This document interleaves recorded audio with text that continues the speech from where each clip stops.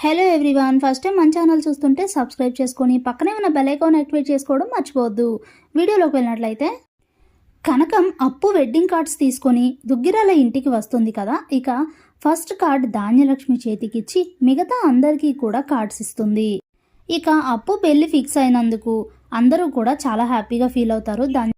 ఇక కనకం ఇంద్రాదేవిని చూస్తూ, మీరందరూ తప్పకుండా పెళ్లికి రావాలమ్మా, మీరు నిండు మనసుతో అప్పుని ఆశీర్వదిస్తే తన జీవితం కలకాలం సంతోషంగా ఉంటుంది అని అంటే, అప్పుడే ఇంద్రాదేవి, అది నువ్వు ప్రత్యేకించి చెప్పాలా, మేమందరం పెళ్లికి వస్తాం, రాజ్, కావ్య, స్వప్న అందరూ దగ్గరుండి ఏర్పాట్లు చూస్తారు, మేమందరం ఆ టైంకి పెళ్లికి వస్తాం, నువ్వేమి కంగారు పడకు, అంతా సవ్యంగా జరుగుతుంది అని అంటుంది ఇంద్రాదేవి.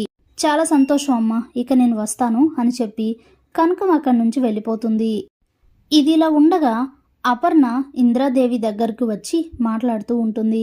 ఏంటపర్ణ ఇలా వచ్చావు అని అడిగితే, అత్తయ్య మీతో ఓ విషయం మాట్లాడాలి అని అంటే, దేని గురించి, ఏంటో చెప్పు అని అడిగితే, అదే అత్తయ్య అప్పు పెళ్లి గురించి అని అంటే, అప్పు పెళ్లి గురించి మనం మాట్లాడుకోవడానికి ఏముంది అపర్ణ, ఏమైంది అని అడిగితే, ఏమీ లేదత్తయ్య, పెళ్లి కూతురికి ఏం పెట్టాలి ఏంటి అని మిమ్మల్ని అడుగుదామని వచ్చాను అని అంటే, ఏంటి ఇదంతా అపర్ణ, నేను చెప్పడం ఏంటి, నీకు ఏది అనిపిస్తే అది చెయ్యి, ఎలా పెట్టాలి అనిపిస్తే అలానే పెట్టు, అందులో ఎలాంటి అభ్యంతరాలు లేవు అని చెప్తే, సరే అత్తయ్య అని చెప్పి అక్కడి నుంచి వెళ్ళిపోతుంది అపర్ణ.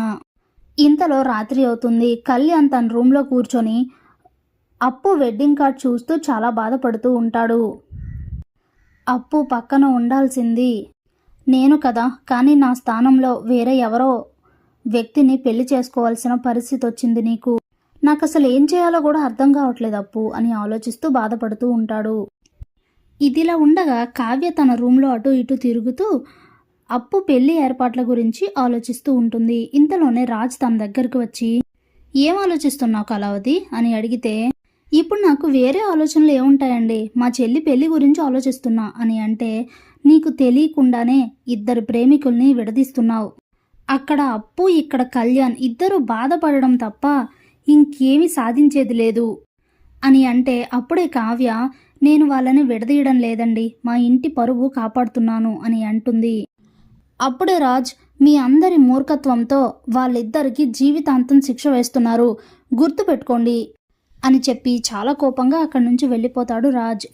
ఇక కావ్య ఆలోచనలో పడుతుంది. ఏంటి ఈయన ప్రవర్తన ఇలా ఉంది, ఎన్నిసార్లు వాళ్ళ ఇద్దరికీ ఇష్టం లేదు అని చెప్తున్నా కూడా పదే పదే కళ్యాణ్ అప్పుల గురించి వాళ్ళిద్దరూ ఇష్టపడుతున్నారని ఇంత బలంగా ఎందుకు చెప్తున్నారు, ఆయనంత బలంగా చెప్తున్నారంటే దాని వెనక ఏదో ఖచ్చితమైన కారణం ఉండే ఉంటుంది, అంటే నేనే సరిగ్గా ఆలోచించడం లేదా, ఏం జరుగుతుంది అసలు, తననే అడుగుదాం అనుకుని అక్కడి నుంచి వెళ్తూ ఉండగా కళ్యాణ్ తన రూమ్లో అప్పు వెడ్డింగ్ కార్డ్ చూస్తూ బాధపడడం కనిపిస్తుంది కావ్యకి.